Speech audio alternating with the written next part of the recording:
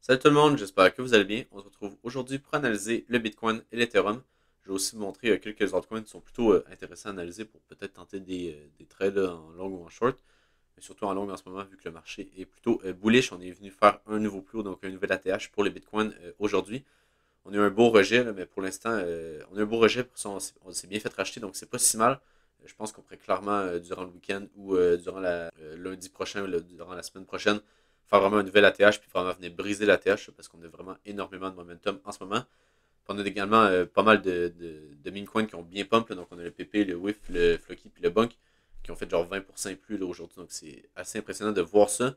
Mais je pense que là, la liquidité va vraiment aller sur le Bitcoin puis il va continuer à bien pump. Là, donc, je pense que ça va être vraiment ça qui va être à regarder. Ça va être le Bitcoin. Si jamais il break out, on devra avoir une tendance haussière qui continue dans les prochaines semaines puis qui vient chercher des targets pas mal plus hautes là, comme les 70 ou les 80 000 dollars. Donc, je voulais vous montrer également l'analyse que j'ai faite ce matin sur l'order flow du Bitcoin parce que je la trouvais plutôt intéressante. En gros, qu'est-ce qu'on avait? C'est qu'on peut voir que l'open interest était plutôt plat. Mais qu'est-ce qui est intéressant, c'est qu'on avait le CVD spot qui était très haussier, donc on avait beaucoup d'achats en spot. Mais j'ai vraiment bien expliqué, si jamais vous voulez le lire, vous pouvez aller checker sur Twitter. Mais en gros, c'est qu'on peut voir que le prix, pendant qu'on avait beaucoup d'achats en spot, donc la ligne bleue, c'est qui montait, on peut voir que le prix stagnait vraiment sur ce niveau-là. Puis pourquoi? C'est parce que, en gros, théoriquement, si on est juste sur l'achat et la demande, si on aurait juste ce graphique-là, puis ça correspondrait à tous les ordres d'achat et de vente, bien clairement, le Bitcoin aurait dû monter. Mais là, c'est pas ça qui est arrivé parce qu'en gros, ici, on avait des ordres en limite. Donc, des ordres, par exemple, je sais pas moi, au 67 400 $, il y a des gens qui posaient, mettons, 1000 bitcoins en vente. Puis le problème, c'est que ça n'apparaît pas ici dans cette ligne-là. Donc, qu'est-ce qu'on avait ici? C'était des gens qui achetaient en market, mais des gens qui vendaient en limite. Donc, on peut voir que finalement, il y a eu plus d'achats en market que de ventes en limite. Et finalement, on est venu exploser ce niveau-là, puis on est venu faire un nouvel ATH aux 70 000 $.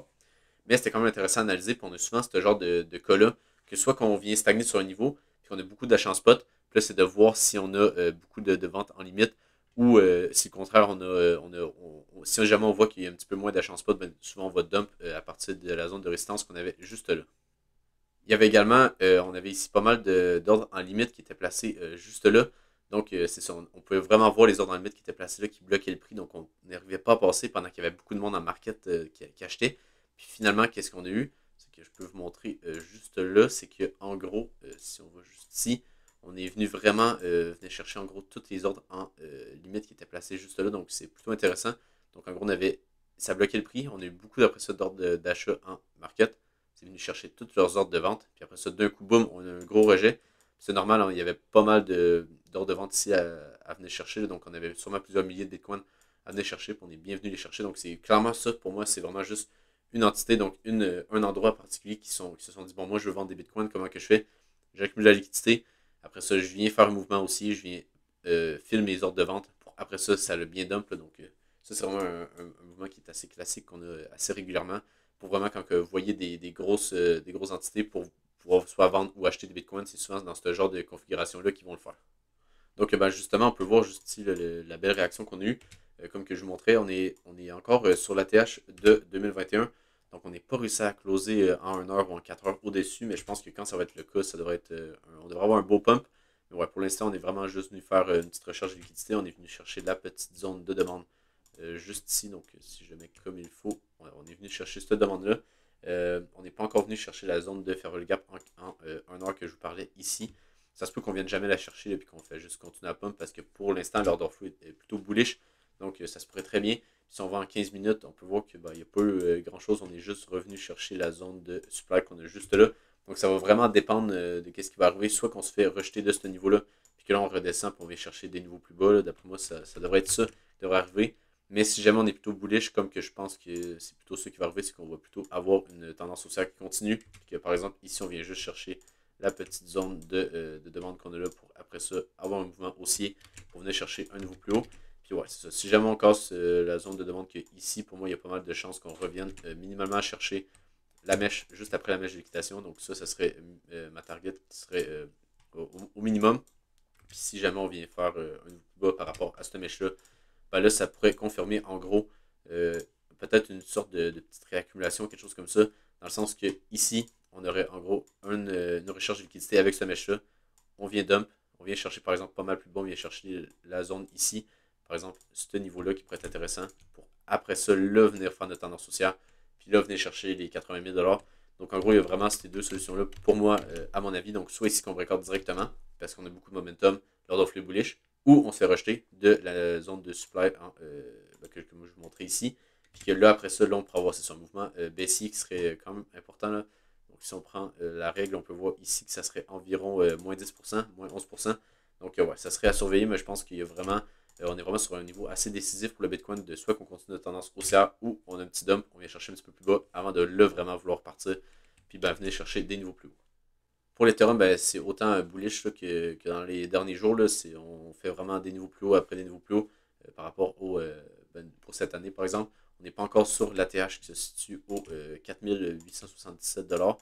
Mais d'après moi, on pourrait y aller assez rapidement là, avec la tendance qu'on a actuellement. C'est sûr que oui, on est quand même sur un niveau qui pourrait avoir un petit peu de résistance parce que ça reste que ce niveau-là ici, c'est quand même une zone d'order block. Puis en plus, on a la zone dans le fond, les highs de 2022 qui se situent juste là. Puis ben, si vous vous souvenez là, sur le Bitcoin, en gros, si je vois ici, on avait les highs de 2022 qui se situaient ici. Puis qu'est-ce qu'on peut voir ici? Qu'on avait une correction assez conséquente de moins 21%. Donc si jamais on aurait la même chose sur l'Ethereum, ça ferait quelque chose comme revenir aux 3000 $, me semble, ouais, c'est ça, environ les 3000 $.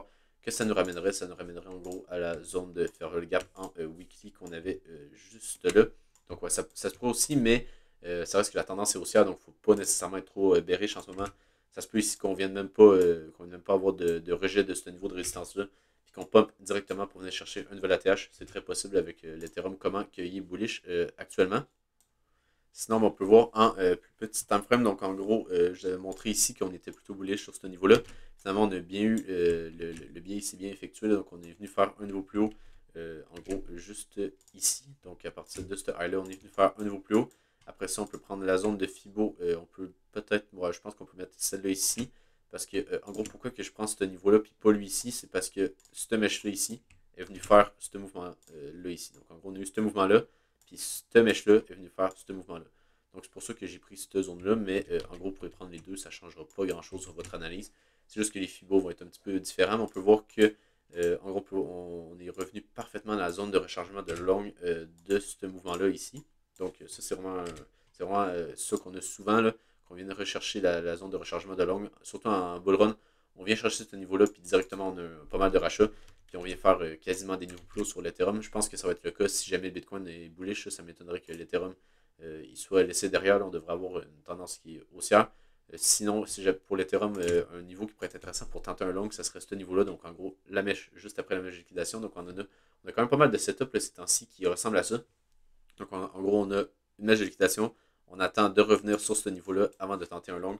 C'est vraiment ça que je vois actuellement parce que ben, c'est aussi ça la price action qu'on a actuellement. Là. Donc on a beaucoup de mèches de liquidation dans tous les sens là, parce qu'on a beaucoup de volatilité. Sinon, en low time frame, on peut voir qu'en gros, on est comme sur le Bitcoin revenu chercher la zone de supply juste là. On s'est bien fait rejeter. Maintenant, on peut voir ici qu'on est venu faire une correction en trois vagues. Donc 1, 2 et 3. Donc on peut voir juste là 1, 2, 3. Puis après ça, qu'est-ce qu'on peut voir? On est venu faire un niveau plus haut. Donc la zone de demande qu'on a juste là pourrait être pertinente pour tenter un long là, sur l'Ethereum. Le seul problème que moi j'aime pas trop, c'est que si on regarde le mouvement entier, c'est que ici, on est assez haut dans le mouvement, donc on n'est pas par exemple ici. Si on aurait ce setup-là, mais dans la zone de rechargement de longue de tout le mouvement aussi, là, ça serait plutôt intéressant. Le seul problème, c'est que là, qu'est-ce qu'on a ici, c'est moins intéressant. Parce que en gros, si on est un petit peu trop haut, à mon avis, ça se pourrait très bien qu'on vienne faire une correction ici plus conséquente. On vient de chercher le niveau de la mèche que je vous parlais. Pour là, après ça, venir faire une inversion de structure. Donc, par exemple, quelque chose comme ça ici. Après ça, juste quelque chose comme ça ici. Après ça, on vient faire un niveau plus haut. On corrige un peu. Puis là, la zone de demande pourrait être plus pertinente pour tenter un long. Donc ici, c'est pour ça que je suis moins fan de tenter un long ici. Surtout qu'on est venu chercher, en gros, la liquidité qui était juste là. Donc si on zoome ici, on peut voir qu'on est vraiment venu la chercher. Donc, ouais, c'est pas très très bullish. Qu'est-ce qu'on a? Même si oui, on pourrait voir une correction en trois vagues. Pour moi, ici, l'emplacement n'est pas assez bon pour tenter un long. Sinon, ben, sur le Solana également, c'est plutôt intéressant parce qu'en gros, on est venu chercher la poche de liquidité au-dessus de ces highs-là. Je ne sais pas si on n'est pas encore venu chercher ce niveau-là, mais c'est un niveau également qui est plutôt intéressant. Donc, en gros, au-dessus de l'order block en wiki qu'on avait juste là. Mais sinon, si on va en 12 heures, on avait quelque chose d'intéressant parce qu'en gros, on avait besoin de faire le gap juste là. Donc, pour moi, ici, si jamais on revient sur cette zone-là, ça pourrait être un niveau qui serait très très intéressant pour tenter un long. On a également la petite zone de demande juste ici. Donc on a ces deux niveaux-là qui sont plutôt pertinents pour tenter des longues. Donc ici, moi, qu'est-ce que j'aime bien, c'est de ne pas prendre mon Fibo à partir de ce niveau-là parce que souvent, cette mèche-là va être une mèche qui va être manipulée. Donc, c'est pas vraiment ce niveau-là que je veux partir mon Fibo. Là. Ça va être plutôt à partir de ici ou de là.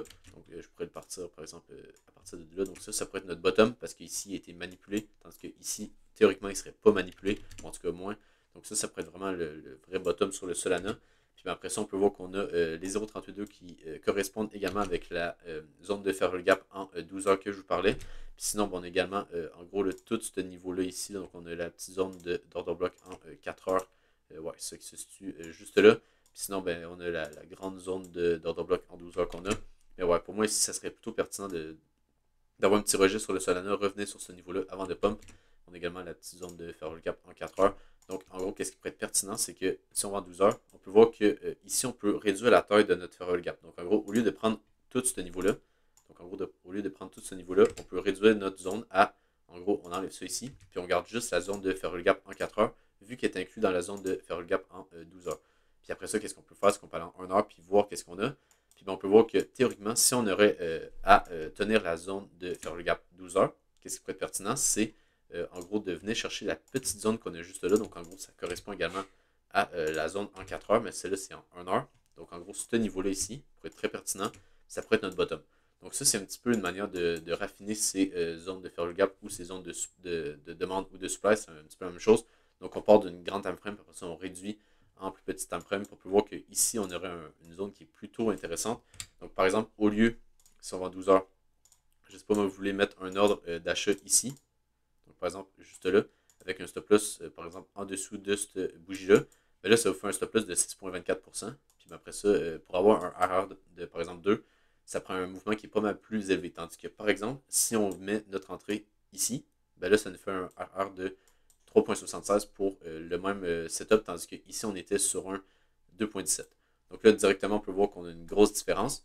Mais après ça également, votre stop loss, vous pouvez encore une fois le diminuer. Donc, par exemple, vous pouvez le mettre en dessous de cette mèche-là ici.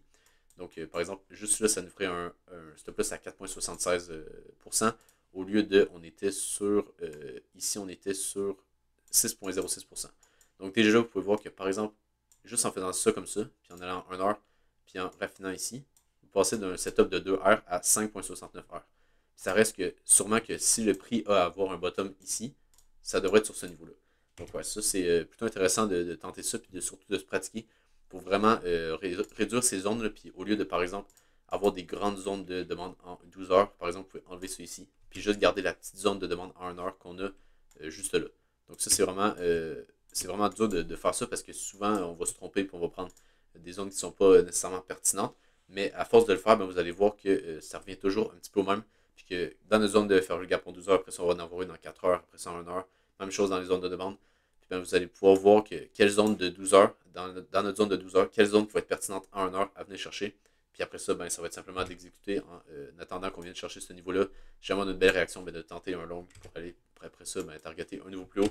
Par exemple, sur le Solana, vu qu'on est très bullish actuellement. Je vais également vous parler du engine qui était plutôt bullish. Donc, en gros, qu'est-ce qu'on a eu ici? C'est qu'on a eu le flash crash comme le Bitcoin. On est revenu dans la zone de demande juste là. On peut aller voir en 1 heure. On est venu chercher parfaitement, en gros, ce niveau-là. Si je le mets parfaitement ici, on peut voir qu'on est vraiment venu sur ce niveau-là. Donc, correction en 3 vagues ici. Donc, 1, 2 et 3. Après ça, on repart. On fait un très très beau pump. On peut voir qu'aujourd'hui, on est venu chercher, en gros, la liquidité en dessous de ce plus bas-là. Puis ben là, on fait un nouveau plus haut juste là, donc on n'a pas encore fait de clôture, mais théoriquement, on devrait faire une clôture ici, ou en tout cas dans les prochaines heures ici, faire quelque chose comme ça ici. Donc ça pourrait être pertinent sur le engine de tenter un long. La zone de demande qu'on a juste là, pour moi, c'est vraiment la zone qu'on pourrait tenter un long, donc quelque chose comme ça ici. Puis ben, après ça, on pourrait mettre notre stop loss en dessous de ce plus bas-là. Puis même en 30 minutes, on peut voir qu'on a une zone encore plus pertinente juste là. Puis ben après ça, même chose, le stop loss, je pense qu'on pourrait, on pourrait le mettre même ici peut-être. Mais bon, ça change pas grand-chose. Mais après ça, comme target, ben, ça serait en gros pour aller voir en daily ou même en weekly, voir quelles zones qui sont intéressantes. Donc en gros, si on veut vraiment tenter un long plus important, on pourrait par exemple venir targeter la fin de la zone de Ferrell Gap qu'on avait juste là. Donc en gros, on peut voir qu'on avait créé une zone de Ferrell Gap juste là. Donc qu'est-ce qu'on pourrait faire? C'est simplement de mettre notre TP où que j'ai tracé ma ligne. Donc, ça ferait un RR de 2,79. Donc, ça serait plutôt bien. Puis en même temps, ici, qu'est-ce qui serait pertinent, c'est qu'en gros, de laisser la liquidité au-dessus de ces highs-là, comme qu'on a fait, puis de juste nous faire, par exemple, un petit dump ici. On revient sur ce niveau-là avant de pump. Puis là, ben, de venir chercher ce niveau-là. Donc, je vais vraiment regarder le engine parce que c'est un setup de trade qui serait plutôt pertinent à prendre. Sinon, ben, pour l'order flow du Bitcoin, justement, pourquoi que je vous dis que c'est bullish, c'est parce qu'en gros, on peut voir que les spreads descendent bien. On peut voir également que les funding redescendent. Le seul problème, c'est qu'on n'a pas beaucoup d'augmentation de l'open interest. Donc ça, c'est un signe pas négatif. C'est juste qu'on n'a pas vraiment de position qui s'ouvre. Mais ici, qu'est-ce qu'on peut voir, c'est que c'est surtout des longs qui ferment leur position. Donc ici, on a eu beaucoup de longs qui ont fermé leur position. Soit parce qu'ils se sont fait, en gros, ils se sont fait liquider sur cette mèche-là, comme on peut voir ici, ou parce qu'ils ont pris des profits sur ce petit pump-là. Donc c'est plutôt un bon signe. Ça veut dire qu'on a des longs qui clôturent leur position. Donc ça veut dire qu'il reste plus de short dans le marché. Puis d'habitude, le marché va venir chercher, ben, en gros, va aller contre la majorité. Donc si la majorité est bearish, ben, on va aller plutôt haussier. Donc ici, théoriquement, la majorité est plutôt bearish vu qu'on a une petite chute des funding et des spreads. Ben, ça fait quand même un bout qu'on a eu les spreads aussi bas. On peut voir que c'était en gros ici, quand on a vu notre petit flash crash après de venir chercher un nouvel ATH. Puis aussi, qu'est-ce qui est très bullish, c'est le CVD en spot qui, sincèrement, n'arrête pas de monter. On peut voir également que juste sur le delta ici, en gros, à part le petit flash crash qu'on a vu ici, qui correspond à ce mouvement-là, c'est quasiment vert tout le temps. Là, donc, on est tout le temps dans la partie haute. Donc, ça veut dire que les gens achètent constamment du Bitcoin. Donc, ça, c'est vraiment un bon signe. Puis, ben, théoriquement, là, ici, on devrait continuer à avoir ça. On peut voir également qu'on a les funding qui descendent, les spreads qui descendent. Donc, c'est vraiment un bon signe. Ça veut dire qu'on a de la chance spot. Puis, on a des longs qui clôturent leur position. Donc, ça veut dire qu'il reste plus de short à venir chercher. Sinon, ben, sur l'Ethereum, sincèrement, ça ne bouge pas tant que ça. C'est pas comme le Bitcoin. On peut voir qu'on a une petite chute ici également là, mais c'est pas autant bullish que sur le Bitcoin. On a également moins d'achat spot. On peut voir qu'on a une grosse chute ici. Donc, c'est beaucoup moins intéressant que, par exemple, sur le Bitcoin. Donc, je vais passer moins de temps. Sinon, ben, sur la Lightmap, on peut voir qu'on est vraiment venu chercher absolument toutes les liquidations qu'il y avait à venir chercher dans la dernière semaine. Donc, en gros, ici, notre flash crash, on vient chercher toute la liquidation en dessous de ces plus bas-là. Après ça, on vient faire un nouveau plus haut. On refait un flash crash. On vient chercher ces liquidations-là. On vient également chercher toute la liquidation de short qu'on avait là, que je vous parlais justement dans la dernière vidéo. Puis après ça, on peut voir qu'on a eu un beau pump. Donc, c'est là, ça va rester à voir de quel côté qu'on va accumuler plus de liquidité. On peut voir qu'on commence à avoir un petit peu de liquidité juste là qui s'accumule. Donc, si ça continue, théoriquement, on devrait continuer à monter, venir liquider les shorts, puis ben, après ça, venir chercher des nouvelles ATH, puis vraiment de break l'ATH de 2021 de manière vraiment significative. Donc, maintenant, si on va voir sur l'order book, on peut voir que, comme que je vous parlais au début de la vidéo, on a ces ordres-là en limite qui se sont fait fill. Mais si on en a un petit peu ici également qui reste à venir chercher jusqu'à environ 70 000 $. On est monté jusqu'aux 69 530 $. Puis on peut voir ici qu'on avait un petit peu d'ordres de vente qui ont bien repoussé le prix. Mais sinon, si on va plus au sud, on n'a pas grand-chose. On n'a pas vraiment d'ordre d'achat à venir chercher juste là. Donc, c'est quand même un bon signe parce qu'en gros, depuis un bon moment, vu qu'on est en tendance haussière, qu'est-ce que le marché va venir faire? C'est qu'il va vraiment venir chercher tous les ordres de vente. Puis que les ordres d'achat, ben, on n'en a pas tant besoin parce que c'est surtout des ordres d'achat en market. Donc, par exemple, ici, je peux vous donner un bon exemple. C'est qu'en gros, ici, quand on a eu notre bottom, qu'est-ce qu'on avait? C'était des ordres, si je mets comme il faut, c'était des ordres plutôt d'achat qui ont venu vraiment soutenir le prix. Donc, par exemple, ici, quand on a eu le petit dump ici, on peut voir que c'était surtout des ordres d'achat. Après ça, qu'est-ce qu'on a eu quand on a eu un gros pump ici? Ben, qu'est-ce qui est intéressant? C'est qu'on n'a pas vraiment d'ordre d'achat en limite qui a suivi le prix. On a plutôt des ordres de vente qui ont essayé d'arrêter le prix, mais ils n'ont juste pas été capables, jusqu'à temps que là, on soit trop haut et que là, on ait une autre chute. Mais en gros, qu'est-ce que le marché va venir faire? C'est que quand il va partir dans un sens, après ça, il va venir chercher tous les ordres de vente qui se situent plus au nord. Puis on peut voir qu'ici, qu'ils se sont vraiment accumulés jusqu'à temps que le prix a finalement arrêté sur ces gros ordres de vente-là qu'on avait juste là. Donc on peut voir qu'on a eu quand même un beau mur de vente ici qui était différent des ordres de vente qu'on avait juste là. Donc c'est pour ça qu'on est venu crash parce que là, il n'y avait pas assez de demande pour l'offre qui était présente sur ces niveaux-là, donc à partir des 69 000 environ. Donc, ben, si vous avez aimé la vidéo, n'hésitez pas à vous abonner sur Twitter et sur YouTube. Sinon, ben, je vous souhaite une bonne journée, pour une bonne fin de semaine, puis on se retrouve demain pour une nouvelle vidéo.